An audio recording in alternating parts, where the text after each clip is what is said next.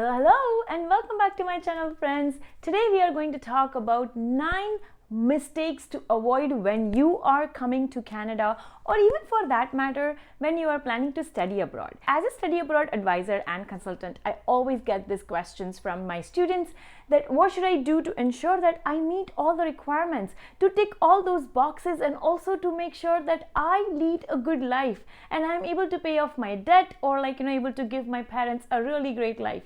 And in order to do all of that, you must not do these 9 things or avoid these 9 mistakes in your life. Trust me, your life will be much more better.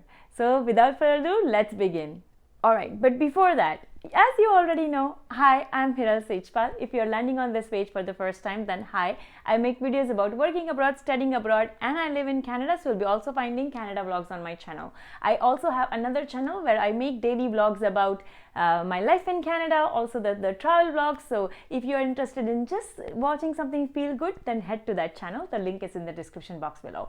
Now, the very first mistake that we are coming on to is not learning new skill.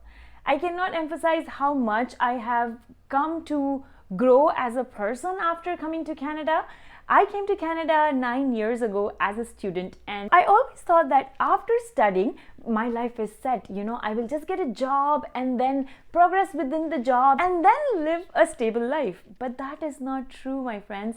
You always have to upgrade your skills and always have to do a professional development. Especially when you are studying in Canada, if you are doing a part-time job, then make sure that you are learning something new in there, such as customer service skills, or even for that matter, communication skills. So upgrading your skills is a must, even when you are studying, also after you are done studying. Because one thing that I have seen from my personal experience and from my students is that Canada appreciates people who invest in their professional development. So if you are one of those people who thinks that after studying you don't have to study anymore, don't make that mistake.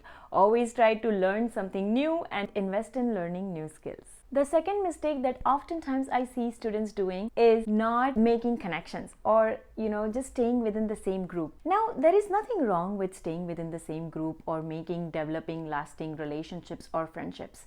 But what happens is that you're often stepping out of your comfort zone when you are coming to Canada, or when you are studying abroad, or when you're going to any other different place for that matter. And oftentimes you would end up finding a group of people who usually hang out with, who you usually share the same thought process, or your vibes are matching. But besides those lasting relationships, it's very important to make industry connections. It's very important to go out there and make those connections which will get you a job in the future. So always make sure to not just stick within the same group, but rather make more connections. Be an extrovert person. Go and make those connections and try to find the right connections for your career progress. The next thing that students often do is not budgeting right. As a university advisor, I have seen so many of my students not being able to pay their own fees despite getting the money from the government or even through their loans. And they are unable to pay their fees is because of the wrong budgeting. Now, what do I mean by wrong budgeting? It usually means that you're either not investing in the right opportunities, or you are doing a lot of emotional spending, or tend to get influenced by your peers, and as a result you'd end up spending money in some things that are not even important. So make sure that you make the budget and you stick to your budget. I often get this question from my followers and even from my YouTube community, that how did I manage to buy my own place in one of the most expensive cities in Canada, and that too just within 4 years of coming to Canada, and that too all on my own.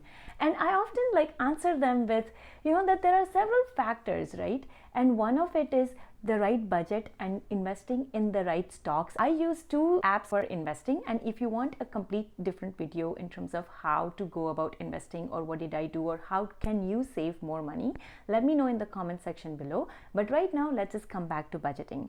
So in terms of budgeting, you can always make sure that you are making a plan and then you are sticking to it. I strongly advise that even if you're earning a little bit of money through part-time jobs, then make sure that you are putting a portion of that part-time earning towards your savings.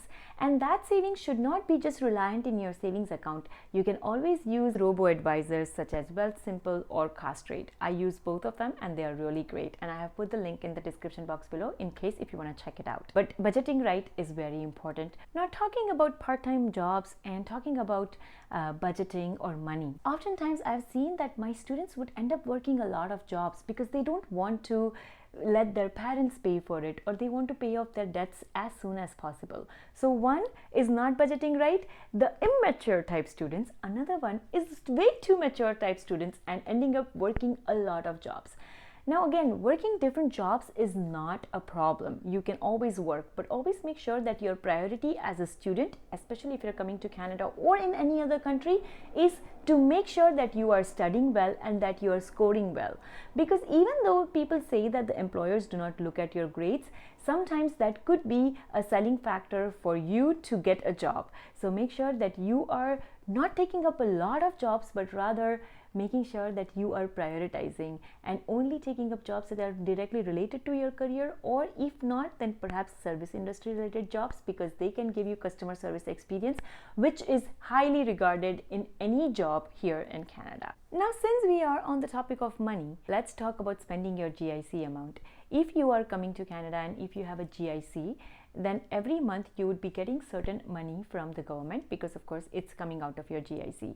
Now oftentimes what would students do is, like that GIC, they will just end up spending all of it. Make sure that you don't spend all of it, especially if you're working part-time jobs, then you do not have to spend your GIC, but rather either invest it or make sure that you are putting it in a safe deposit. The next biggest mistake is financing expensive cars with zero down payment. Car is a depreciating asset, so over a period of time it will lose its value. Secondly, when you are a student, you don't really need a car, and try to find some good commuting options. And that way what you will end up doing is you will end up saving a hard chunk of your money. The next one is eating too often outside. Now outside food is not bad. Again, of course, we all need to eat it. We all need to enjoy those little pleasures in our life, but eating too much outside is, number one, is not good for your health, and of course I don't have to say that it's always expensive than cooking at home. So always make sure that you are budgeting some money to cook at home, and cook as much as possible at home rather than eating outside. And that is all for today, my friends. If you feel that there are any other mistakes that a student should avoid, feel free to put them in the comment section below. If you have more questions, again, feel free to ask me in the comments below. And I wish you good luck for your future journey, and I'll see you next time. Bye.